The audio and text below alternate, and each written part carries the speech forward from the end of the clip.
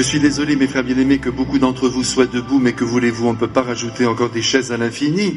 Il faudrait faire une jolie mezzanine, mais c'est pas demain à la veille. En tout cas, mes frères, vous êtes là au rendez-vous de Dieu et c'est ce qui compte.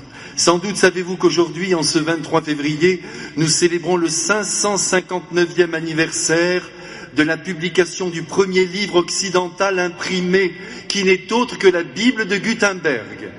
Voilà une bonne raison de remercier Dieu notre Père, car encore une fois, il a été génial en inspirant à des hommes la bonne idée de diffuser par des pages imprimées la bonne nouvelle du salut et par la suite la riche et diversifiée pensée des hommes. Et puisque nous y sommes, parlons un peu du livre. Aujourd'hui, bien que l'image projetée sur des écrans de tout poil semble dominer le monde et s'infiltrer partout, je suis convaincu, avec beaucoup d'autres d'ailleurs, que demain, le livre l'emportera. Et oui, rien ne vaut le volume que vous tenez en main et dont vous tournez les pages dans tous les sens pour retrouver les mots qui vous ont touché. Merci, Monsieur Gutenberg, et bon anniversaire. C'est grâce à vous, cher Johannes, car Gutenberg s'appelait Johannes, c'est-à-dire Jean, que nous avons ce matin un texte sous les yeux. Et quel texte! Un texte renversant, un texte bouleversant, un texte déstabilisant, c'est le moins qu'on puisse dire.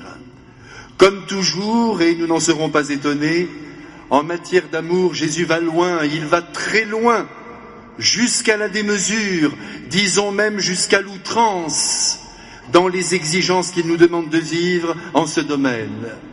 Que voulez-vous? Si Jésus avait passé ses 3 ans de prédication à nous dire des choses qui tombent sous le sens, il eût été inutile qu'il vînt parmi nous. L'évangile n'est pas du champagne éventé ou, pour vous les plus jeunes, du Coca-Cola sans bulle. Non, dans l'évangile, ça pétille de tous les côtés.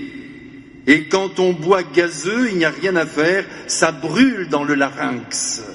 Eh bien, mes frères, ce matin, par ces paroles, le Christ entend brûler en nous ce qu'il y a de plus naturel dans notre façon d'aimer.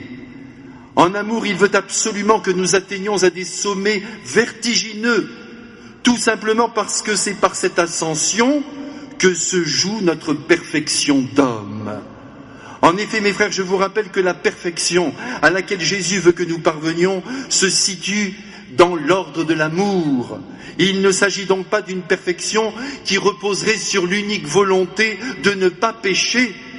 Saint Thomas d'Aquin, qui s'y connaissait en humanité, a d'ailleurs pu dire un jour qu'il était pratiquement impossible à l'homme de ne pas commettre de faute. À part la Sainte Vierge qui est immaculée, comme chacun le sait, tout le monde est dans le même bateau et bien souvent il prend l'eau.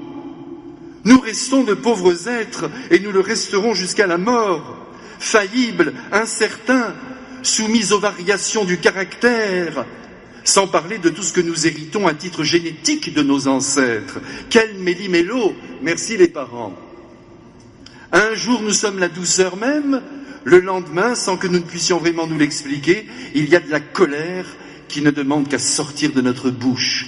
Et tout cela est dû, mes frères, à la complexité du composé humain, à notre psychologie défaillante qui nous empêche bien souvent de demeurer dans un équilibre parfait. Cependant, il n'est pas question de baisser les bras devant nos limites. Jésus ne le veut pas. Et c'est pourquoi aujourd'hui, dans l'Évangile, il va jusqu'à nous donner des ordres très précis que nous ferions bien de prendre au sérieux, du moins si nous nous déclarons ses amis. Avant d'éplucher le texte que le Saint-Esprit nous offre ce matin, pour aller y chercher des lumières capables d'éclairer notre vie et de modifier nos comportements, laissez-moi vous dire tout de suite que les exigences du Christ ne peuvent être réalisées d'un coup. C'est impossible.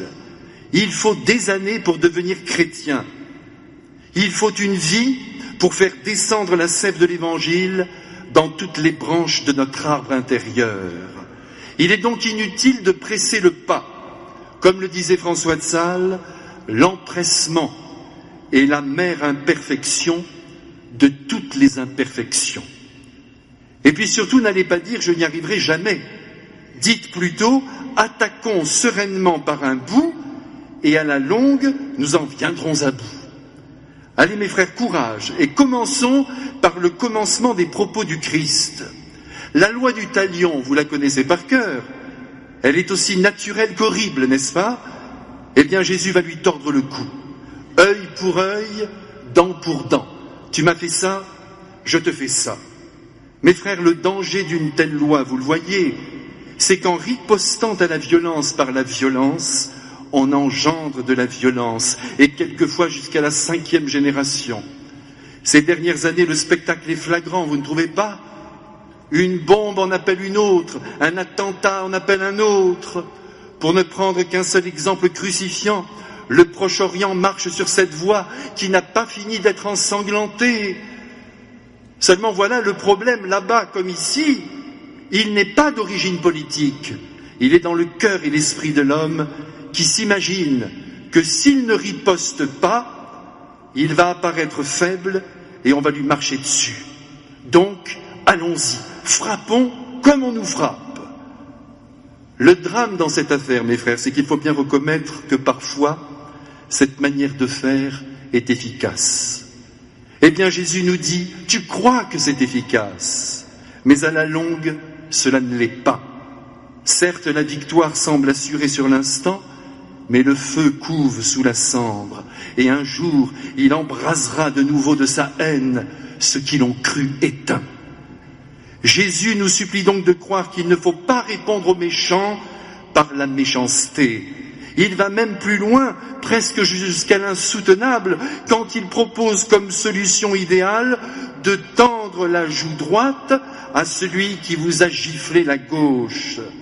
Mes frères, c'est là de la folie, de la pure folie, autant dire de la folie divine, dont Jésus lui-même nous a d'ailleurs donné l'exemple lorsqu'il fut confronté à ses bourreaux au jour de sa passion. Tendre la joue. Attention mes frères, c'est évidemment une image destinée à nous faire comprendre qu'il faut apparaître désarmé devant l'agresseur pour que la violence désarme. Voilà ce que nous devons recevoir de l'homme Jésus, qui est le courage incarné, vous le savez bien. Il est tout sauf un planqué, un timide, un résigné. Parfois dans l'Évangile, nous le voyons, il réagit avec force et de toute sa voix, mais jamais de son geste. Souvenez-vous dans le jardin des Oliviers, quand Pierre dégaina son épée, la réponse fut immédiate. Quiconque se sert de l'épée périra par l'épée. Ici, mes frères, je ne résiste pas à vous citer un être sublime, un grand apôtre, qui est monté au créneau comme personne et qui l'a payé très cher. Il s'agit du père Popieluszko, qui a travaillé au nom du Christ à libérer le peuple polonais du joug communiste, et ça lui a coûté sa vie. Il est aujourd'hui élevé à la gloire des autels, et si vous saviez comme je suis heureux tous les jours d'apercevoir son portrait dans notre église à côté de la statue de son père et de son ami Jean-Paul II. Voici ce que le père Popieluszko disait: la violence n'est pas le signe de la force, mais de la faiblesse. Qui n'a pas réussi à imposer une victoire par le cœur et la sagesse, essaie de vaincre par la violence, c'est une erreur. Mes frères bien-aimés, l'avons-nous compris? Je l'espère.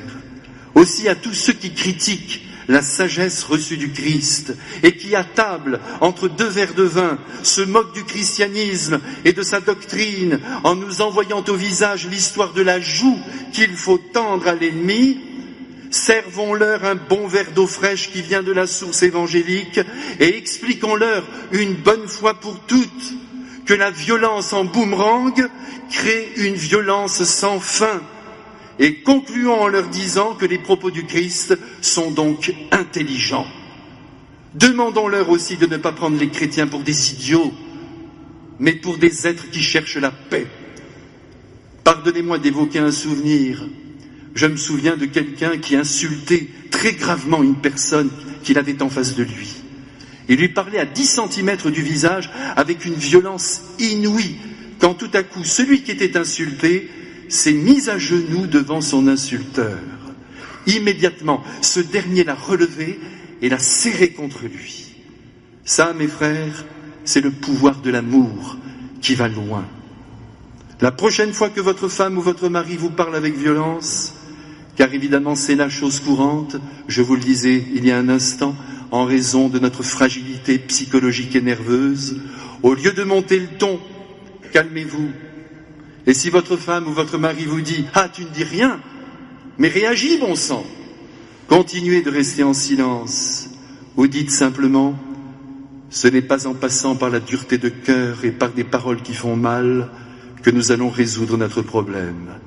Allez, restons tous les deux un moment en silence. Nous sommes faits pour nous aimer et non pour nous déchirer. » Mes frères, c'est par là qu'il faut passer. C'est le conseil du Christ, il est donc excellent et il est bon de le suivre. En vérité, pardonnez-moi ce mot, les grandes engueulades où l'on s'envoie au visage des mots blessants ne construisent rien. Il vaut mieux s'asseoir face à face et se dire les yeux dans les yeux, et si on se prenait un petit verre de Porto? Et ainsi les choses se dépassent, et l'on se rend bien compte qu'au fond on s'aime bien, on s'aime même très fort, pas à cause du Porto, mais parce que c'est la vérité. C'est cela, mes frères, tendre l'autre joue, c'est au fond bannir toute violence de manière à lutter contre son engrenage. Jésus continue son discours et il est splendide, du moins pour ceux qui veulent progresser en amour. Écoutez ces mots complètement inattendus. Si quelqu'un te réquisitionne pour faire 1000 pas, fais-en 2000 avec lui. Mes frères, je trouve cet ordre du Christ d'une beauté incomparable, capable de donner aussi le coup d'envoi à de belles et grandes amitiés. Que voulez-vous, quand la relation humaine s'établit sur la mesure, c'est-à-dire que nous répondons à ce que l'autre nous demande, mais sans plus, la relation ne décolle pas, elle ne prend pas son envol, elle est peut-être sage et ordonnée, mais elle ne se déploie pas. En revanche, si votre amour pour la personne se présente sous un jour démesuré, alors là, le lien peut devenir très fort. Je ne sais pas, mes frères, comment vous êtes fabriqués, mais en tout cas, en ce qui me concerne, je n'ai jamais aimé et je n'aimerai jamais les relations tièdes, calculées, bien en place, à l'image de ces cheminées où tout apparaît bien ordonné. Les chenets, les bûches, le bois gras, tout est en place, mais ça ne flambe pas. Le feu n'est pas au rendez-vous. Pour le Christ, les véritables liens doivent être flamboyants, et pour qu'ils le soient, la démesure s'impose. Une personne vous demande de passer quelques minutes avec elle, vous lui donnez tout votre temps. Voilà le rêve de Dieu. Quelqu'un est en difficulté, vous ne lui dites pas « je vais voir ce que je peux faire », mais vous vous battez pour trouver au plus vite une solution. C'est dire que le cœur chrétien doit toujours répondre par la démesure du don. Et c'est à ce prix, mes frères, que le Christ sera découvert, car la personne que vous comblez à ce point finira par se demander « pourquoi vous l'aimez autant ?» Et lentement, sûrement, elle parviendra, grâce à votre amour qui ne calcule pas, ou plutôt qui ne calcule plus, à découvrir la source de l'amour qu'est Dieu. Attendez, mes frères, ce n'est pas fini. Le meilleur arrive et il est révoltant. Écoutez ça.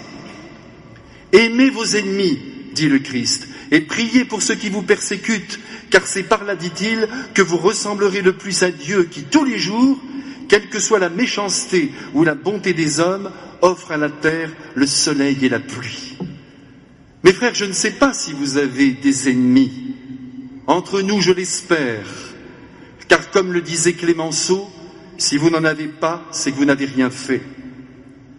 Ici, nous saisissons peut-être avec stupeur que les ennemis naissent de notre action, surtout si elle est positive, car la jalousie ne manque jamais de jaillir de qui ne fait pas grand-chose, de qui est gêné par ceux qui font quelque chose. Il est donc ridicule et malvenu de haïr ses ennemis, car c'est nous qui les engendrons par les œuvres que nous réalisons. Aussi ne perdons pas notre temps à les combattre, c'est inutile, aimons-les même, dit le Christ, allons jusque-là, car bien loin de susciter en nous de la haine, ils doivent susciter en nous de la pitié, d'autant plus que les ennemis jaloux de notre action ou de notre parcours de vie expriment par leur haine le mal-être qui les habite. Pleurons donc sur eux, compatissons et surtout ne répondons à leur invective ni par la dureté de cœur, ni par le mépris. Ils ne le méritent pas, car encore une fois, c'est la complexité psychologique de l'homme, j'y reviens, qui produit les animosités. Jésus a donc raison de nous dire d'aimer nos ennemis, ce qui ne veut évidemment pas dire que nous allons en faire des amis. C'est chose impossible, puisque l'amitié est une réciprocité de sentiments et une communion de cœur. Dès lors, si demain l'un de vos amis semble jaloux de ce que vous faites et vous envoie des piques, dites-vous qu'il n'est pas un ami. Un point, c'est tout. Ah, en vous disant cela, j'ai bien conscience que je vais purifier votre carnet d'adresses. Mais quoi, que voulez-vous? La vérité est là. L'ami se réjouit toujours de ce que fait son ami, car il n'y a pas d'amitié sans admiration et sans joie devant l'œuvre qu'il accomplit. Mais au-delà de l'amitié que Jésus vénère et encourage, parce que vous savez que Jésus aimait beaucoup l'amitié, il a lui-même vécu d'une manière ardente, très forte, avec l'apôtre Saint Jean, eh bien Jésus veut que notre capacité d'amour se déploie bien au-delà des biens privilégiés, jusqu'à enserrer de toute notre bienveillance l'univers entier. Autant dire jusqu'à estimer, comprendre, allons-y, aimer chaque personne, fût-elle bonne ou mauvaise. Mes frères bien-aimés, aux yeux du Christ, c'est par ce chemin de bienveillance à l'égard de tous, amis et ennemis, qu'il faut passer pour devenir parfait et donc chrétien. La tâche est rude, elle semble même à première vue démentielle, mais je vous en prie, ne le croyez pas, elle est en vérité à la portée de tous. Il suffit simplement de sortir complètement de la notion de justice et d'entrer pleinement dans celle de l'amour. Alors ça vous tente? Moi oui. Allez, venez avec moi.